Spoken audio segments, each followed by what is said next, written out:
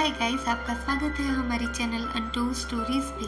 तो आज की कहानी एक मेंटली रिटायर्ड लड़की की है जिसकी इस हालत के साथ एक बार उसकी माँ ने भी उसका साथ छोड़ दिया है और अब उसके पिता कितनी दूर तक उसका साथ निभा सकते हैं, यही जानने के लिए बिना किसी देरी के आज की कहानी शुरू करते हैं। नाउ कहानी शुरू होते ही हम अम्मू को देख पाते हैं। अम्मू अपनी बेटी पापा को लेके शहर से, गांव से और लोगों से बहुत दूर आ चुका है। यहाँ पे दूर दूर तक सिर्फ नेचर ही नेचर है। इनका नया घर एक ऑलमोस्ट जंगल के बीच में ही है। ये घर ऐसे तो इनका नहीं, एम्मा ने पापा की हालत देख के इनको गिफ्ट किया है कि उसे हमेशा से ही लोगों की हेल्प करना पसंद है। तो ये लोग यहाँ पे शिफ्ट हो चुके हैं। नाउ एक हद तक हम देख पाते हैं कि अम्मू कहीं ना कहीं अपनी बेटी पापा से इंटरेक्ट नहीं कर पा रहा। आखिर क्यों, वो हमें जल्दी समझ आ जाएगा। पर जब वो एम्मा को देखता है पापा के इतना करीब, तो उसे समझ आता है कि जो पापा की तरह के लोग होते हैं उन्हें तो सिर्फ इमोशंस चाहिए, ना कि कोई व्यवहार। जो आप उनके साथ अच्छा करो तो अच्छा करे, बुरा करो तो बुरा। वो तो सिर्फ आपकी स्माइल देख से ही आपके साथ इंटरेक्ट करना शुरू कर देते हैं। हालांकि यहाँ पे हम देख पाते हैं कि एम्मा और पापा के बीच में बहुत अच्छा बॉन्ड बन जाता है, पर ये बॉन्ड ज़्यादा वक्त तक टिकेगा नहीं, क्योंकि एम्मा को फिर से अपनी कंट्री जाना है। तो कुछ ही दिनों में वो यहाँ से निकल जाती है, जो देख के पापा को बहुत ज़्यादा बुरा लगता है।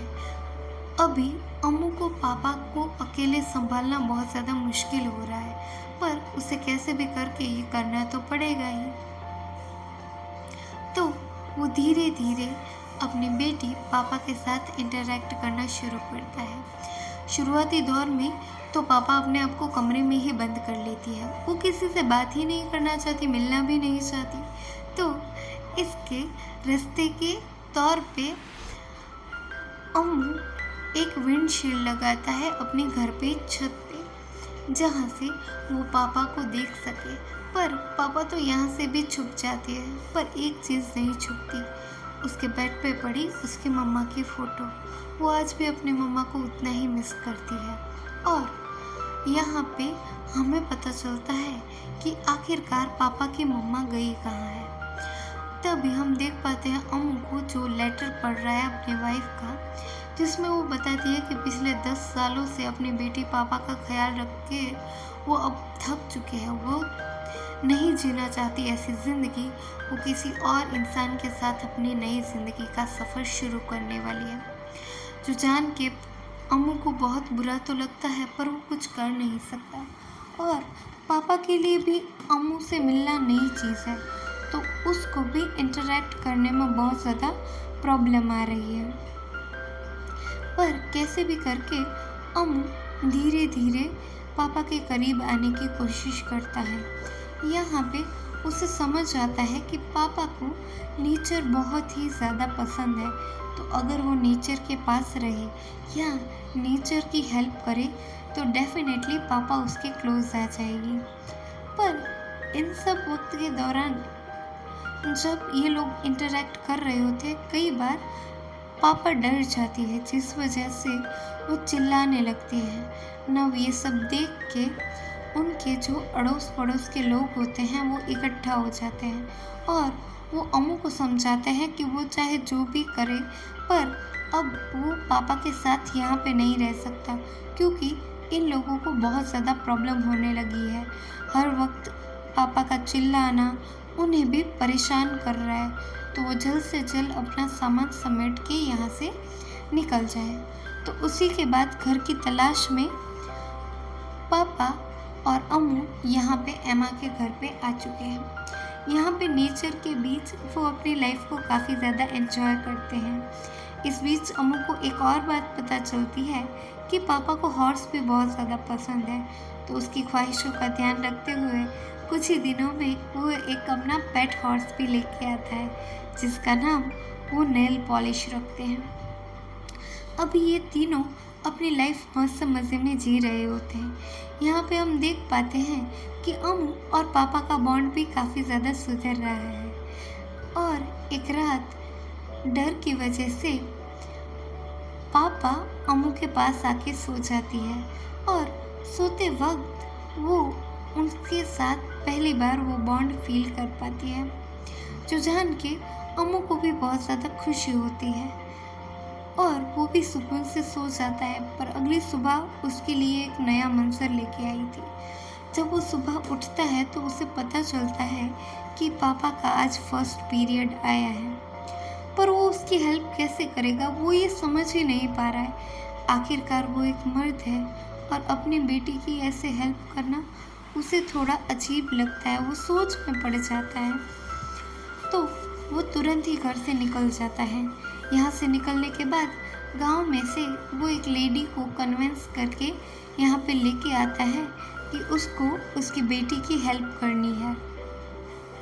हालांकि वो लेडी यहाँ पे आ तो जाती है, पर उसके लिए पापा को अकेले हैंडल करना मुमकिन नहीं, तो वो फिर से अमू को बुलाती है और अमू को मजबूरन वही सब करना पड़ता है। तो यहाँ पे उसने एक चीज़ एक्सेप्ट कर ली थी कि वो पापा का अच्छा पापा बन के ही रहेगा, तो वो ये सब करने के लिए भी रेडी हो जाता है। हमें पता है कि ये प्रोसेस लंबा है, पर 2 दिनों में ही वो लेडी मना कर देती है कि वो यहाँ पे नहीं आ सकती, क्योंकि उसका घर गांव से बहुत ज़्यादा दूर है और उसका पति निहायती शक्की इंसान है। तो अगर वो यहाँ पे आएगी तो उसका घर टूट जाएगा, जो जान के वो अपना काम बीच में ही छोड़ के चली जाती है। नाउ यहाँ पे अमू कैसे भी करके इस बार तो सिचुएशन हैंडल कर लेता है, पर उसके दिमाग में भी ये चल रहा है कि हर महीने मैं इस प्रॉब्लम का सॉल्यूशन कहाँ से लेके आऊँगा। तभी वहाँ पे विजय लक्ष्मी आ जाती है, जो बताती है वो रेडी है, बदले में सिर्फ उसको 3 टाइम का खाना चाहिए। ना ये सोच के अमू भी बहुत ज़्यादा खुश हो जाता है कि उसको एक हेल्पर मिल गई है। तो विजय लक्ष्मी यहाँ पे आ जाती है और वो पापा के साथ भी बहुत अच्छे से इंटरेक्ट करती है, जो जान के अमू को भी बहुत ज़्यादा खुशी होती है। नाउ यहाँ से ये तीनों अपनी लाइफ को बहुत ज़्यादा अच्छे तरीके से जीने लगते हैं और विजय लक्ष्मी पापा का बहुत ज़्यादा ख्याल रखने लगती है, जो देख के अमू को बहुत ज़्यादा खुशी होने लगती है। और इन्हीं दौरान एक दिन अचानक जब वो कहीं से लौट रहा होता है, तब वो विजय लक्ष्मी को एक आदमी से बात करते हुए देखता है। हालांकि इनमें क्या बात हुई वो तो हमें नहीं बताया जाता, पर इस चीज़ से अमू काफ़ी ज़्यादा टेंशन में आ जाता है। जब विजय लक्ष्मी घर पे आती है तो वो तुरंत ही उसे साफ शब्दों में पूछ लेता है क्या वो अपना काम छोड़ने वाली है।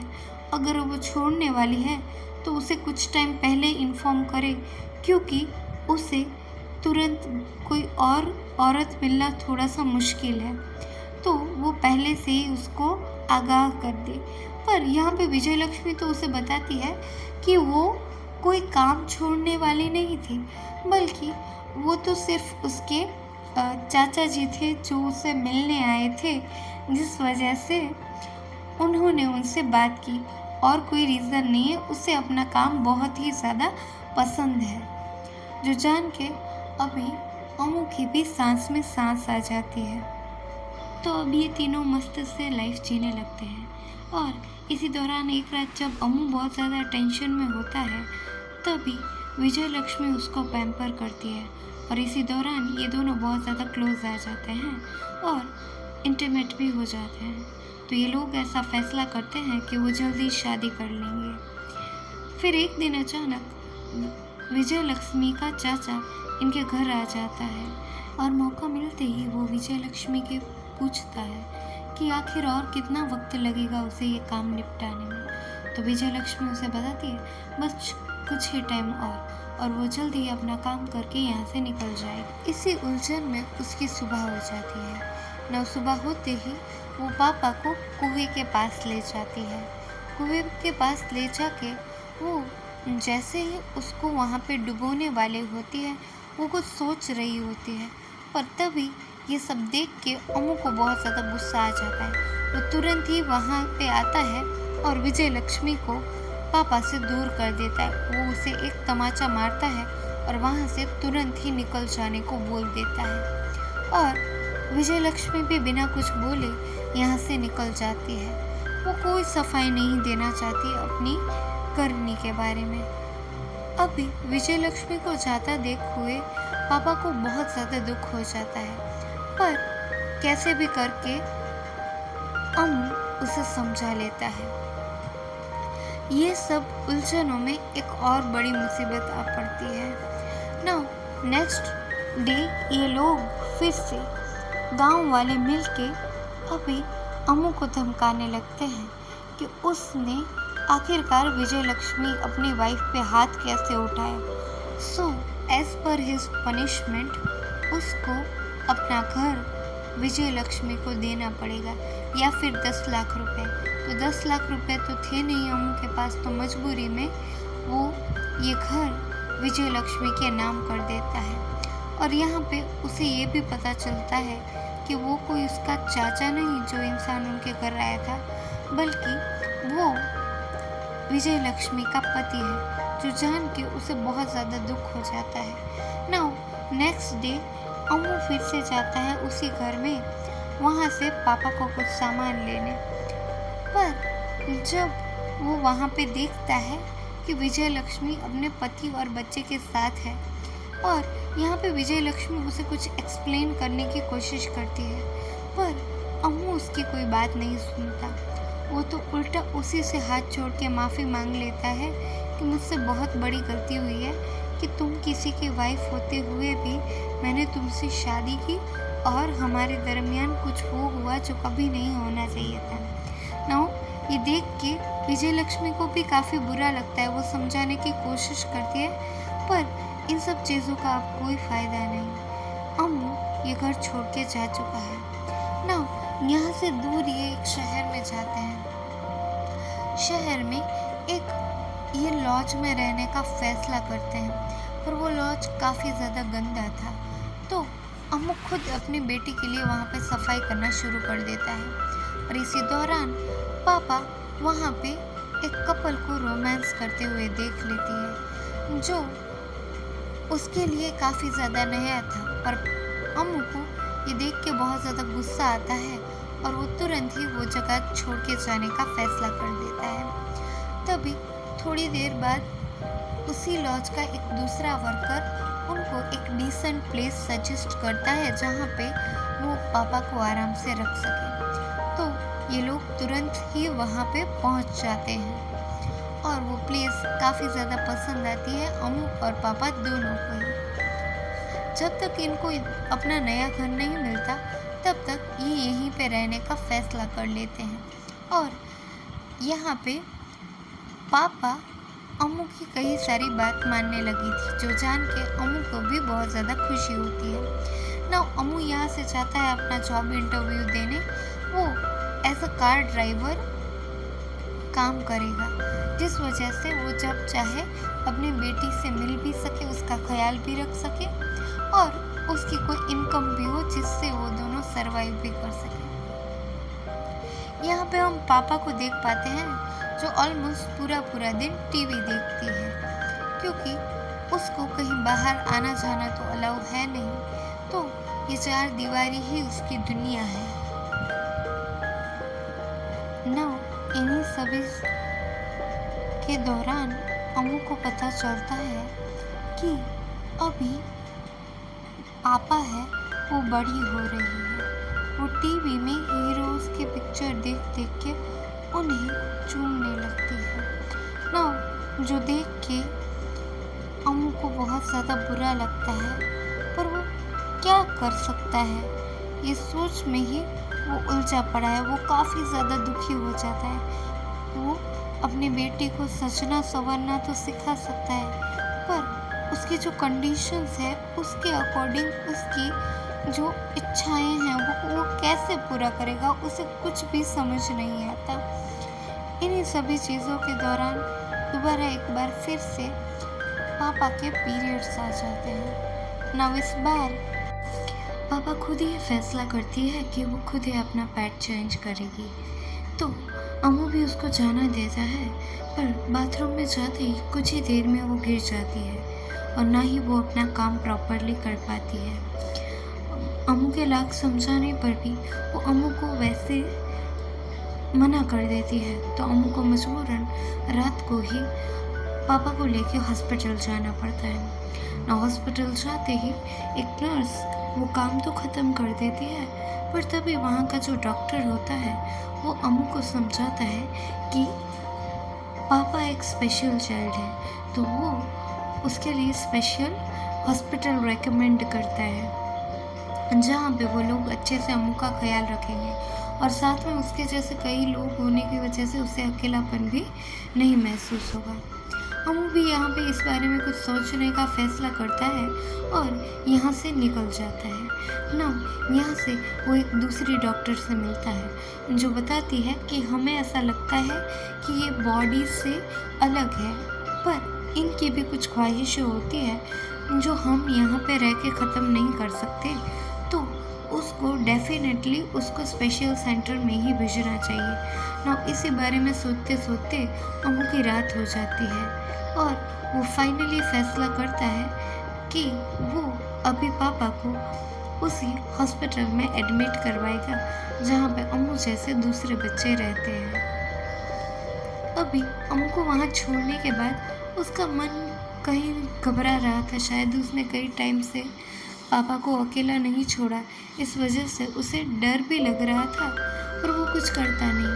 वो वहीं पे वेट करने का फैसला कर लेता है और कुछ देर बाद ही उसे यहाँ से लौटते वक्त रास्ते में उसको एक औरत के चीखने चिल्लाने की आवाज़ आती है। ये और कोई नहीं पर मीरा थी। मीरा एक प्रोस्टिट्यूट है और वो बताती है कि उन लोगों के साथ ऐसा होना बहुत ही कॉमन बात है और वो खुश है कि अम्मू ने उसकी हेल्प की। वो उसको थैंक यू बोल के यहाँ से निकल जाती है और अम्मू भी अपने घर चला जाता है।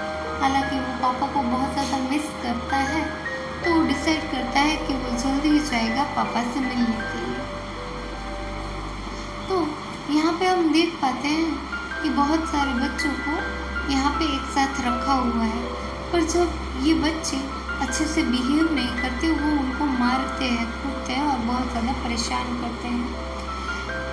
अम्मू जब अपनी बेटी से मिलने जाता है तो उसे मिलने नहीं दिया जाता, जो जान के उसे गुस्सा आता है, पर रास्ते में उसको मीरा मिलती है जिस वजह से वो काफ़ी ज़्यादा चिल हो जाता है और अगले दिन